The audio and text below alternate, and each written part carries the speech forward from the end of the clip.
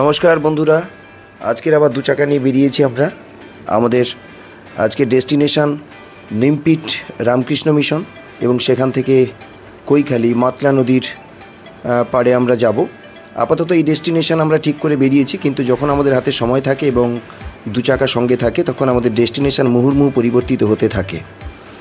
আমাদের ডেস্টিনেশন যে পরিবর্তন হবে সেটা আপনারা আমাদের থাম্বনেল দেখেই বুঝেছেন।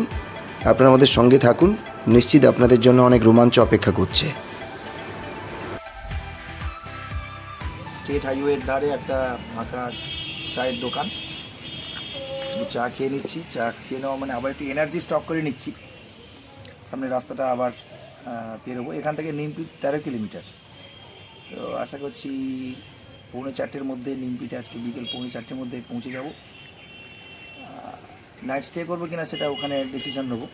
তাহলে দুজন লোক ডিসিশান নিতে যতটা সুবিধা হয়, অনেক একাধিক লোক থাকলে, আরও বেশি লোক থাকলে অসুবিধা হয়। ফলে সেখানে গিয়ে ঠিক করব যে আজকে নাইট স্টে করবো নাকি আজকে কৈখালি চলে যাব। আপাতত চা চলছে, এনার্জি স্টক করছি। চলে এসেছি আমরা নিমপিট বাজার ক্রস করে নিমপিট রামকৃষ্ণ মিশনে ঢুকে পড়ছি। এবার দেখুন কি সুন্দর শান্ত সমাহিত একটি পরিবেশ। নিমপিট রামকৃষ্ণ মিশনে এলে আপনি বুঝবেন কেন যারা এখানে পড়াশোনা করেন তারা শুধু শারীরিক মানসিকভাবে নয়, স্পিরিচুয়ালি তারা কতটা উন্নত হয়। এত শান্ত সমাহিত একটি পরিবেশ, একেবারে শরীর, মন এবং নিজের চেতনাকে সমৃদ্ধ করে দেয় এমন একটি পরিবেশ। ধুধু খোলা মাঠ রয়েছে, আর কি সুন্দর গেরুয়া রঙের একটার পর একটা বিল্ডিং, ফুলের বাগান, চিলড্রেন্স পার্ক। এবং এটা বিকেলে অনেকেই আসেন এখানে বেড়াতে, স্থানীয় অনেকেই এখানে আসেন। আমরা নিমপিট আশ্রম থেকে বেরিয়ে যাচ্ছি। আমাদের ডান দিকে ইন্দিরা গান্ধী মেমোরিয়াল হল। এটা রামকৃষ্ণ মিশনেরই একটি হল, কমিউনিটি হল। এবং ইন্দিরা গান্ধী যখন প্রধানমন্ত্রী ছিলেন তিনি নিজে এসে এটি উদ্বোধন করেছিলেন, এমনই তথ্য পাওয়া যায়। তো আমরা বেরিয়ে যাচ্ছি। আমাদের নেক্সট ডেস্টিনেশন এখন কৈখালি মাতলা নদীর পাড়। আমাদের ইভেনচুয়ালি ওখানেই আজকে রাত কাটাতে হবে।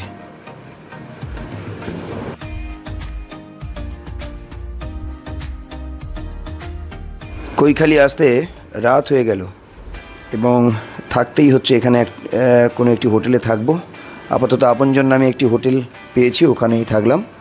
তবে এখানে কৈখালিতে থাকবার জন্য রামকৃষ্ণ মিশনের নিজস্ব গেস্ট হাউস আছে, যদিও সেই গেস্ট হাউস প্রি বুকিং করতে হয়, আমাদের করা নেই। ফলে আমাদের একটি হোটেলেই থাকতে হলো। রাত কাটিয়ে একেবারে ভোরবেলাতেই চলে এলাম মাতলা নদীর পাড়ে। কি অপূর্ব দৃশ্য! ওপারে ম্যানগ্রোভ জঙ্গল, এপারে ভাঙাচোরা পাড়, মাতলা বয়ে যাচ্ছে আপন ছন্দে, জেলেদের নৌকো যাচ্ছে এদিক ওদিক। একেবারে অনিন্দ্য সুন্দর একটি দৃশ্য। মাতলার পাড়ে পুরনো দিনের গাছ, অনেক পুরনো বয়স তার, অনেক প্রাচীন। মাতলার পাড় ধরে আমরা দু চাকা চালিয়ে অনেকটা গেলাম। এতে একটা আপনার সুবিধা হয় কি, দু চাকা নিয়ে গেলে আপনি আপনার খেয়াল খুশি মতো যেখানে যতটুকু ইচ্ছে আপনি যেতে পারবেন। আমরাও যাচ্ছিলাম, তো অনেকটা এলাম। এখানে কৈখালিতে পিকনিক স্পট নামে একটা জায়গা আছে, সেই জায়গা অবধি আমরা এলাম। তো এবং আস্তে আস্তে আমাদের মন বলছে অন্য কথা। আমরা কৈখালি থেকে বেরিয়ে যাচ্ছি ক্যানিংয়ের উদ্দেশ্যে। লর্ড ক্যানিংয়ের বাংলোটা দেখার খুব ইচ্ছে ছিল। আজই ডিসিশান নিলাম, আজই যাব। দু চাকার সঙ্গে আছে বাহন, সিদ্ধান্ত এখনই নিলাম। আমরা আপাতত এখান থেকে ক্যানিং 40-42 কিলোমিটার রাস্তা। ঠিক আছে, যাওয়া যাক।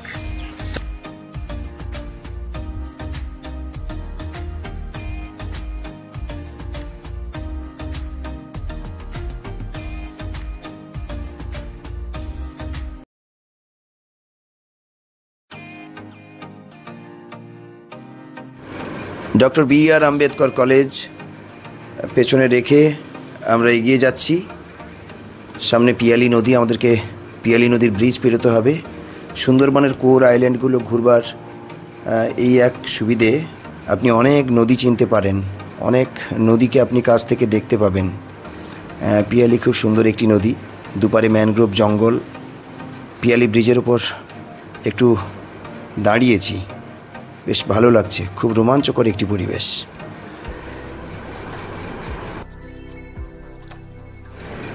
আমরা লর্ড ক্যানিংয়ের বাংলোতে চলে এসেছি। আমাদের থাম্বনেল দেখে আপনারা প্রথমেই বুঝেছিলেন যে আমরা ব্রিটিশ আমলের, ব্রিটিশ কলোনির কোনো বাংলোর কথা বলছি। তো লর্ড ক্যানিংয়ের এই বাংলো নিয়ে বলতে গেলে প্রথমেই বলতে হয়, ব্রিটিশ ইন্ডিয়াতে কলকাতা বন্দর পূর্ব ভারতের একটি প্রধান বন্দর ছিল। তাকে সাপোর্ট করবার জন্য British east India company Canning, সুন্দরবনের ক্যানিং গ্রামে, ক্যানিং তখন শহর নয়, গ্রাম, সেই গ্রামে একটি বন্দর গড়তে চেয়েছিল মাতলা নদীকে সামনে রেখে। তো এটা 1850-এর দশকে। তো সেই সময়ই এই বাংলোটাও তৈরি করা হয়েছিল। এবং এ প্রসঙ্গে আরও শোনা যায়, তখনকার দিনে একজন ব্রিটিশ পেডিং সাহেব, যিনি ক্যারিবিয়ান আইল্যান্ডসে থাকতেন, তিনি নাকি প্রেডিকশানও করেছিলেন যে মাতলা নদীর উপর এই যে পোর্ট, বন্দর, এই বন্দর বেশি দিন টিকবে না। তার কথাই ফলে গেছিল। 1868 সাল নাগাদ সেই বন্দর কিন্তু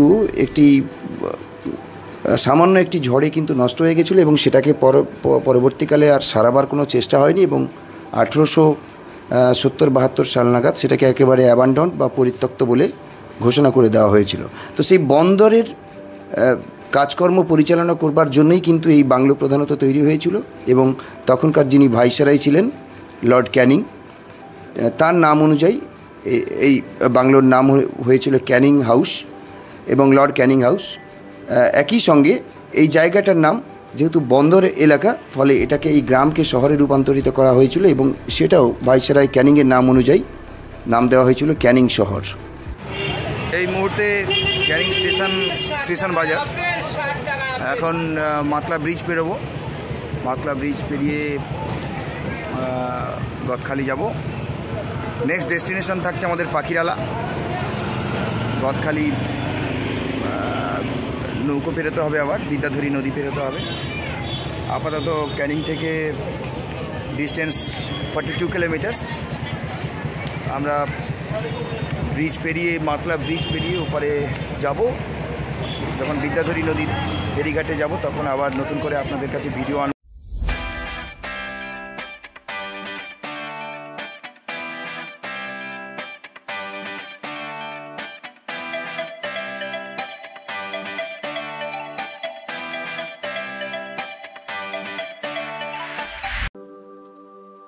আমরা গোসাবা দ্বীপে চলে এসেছি।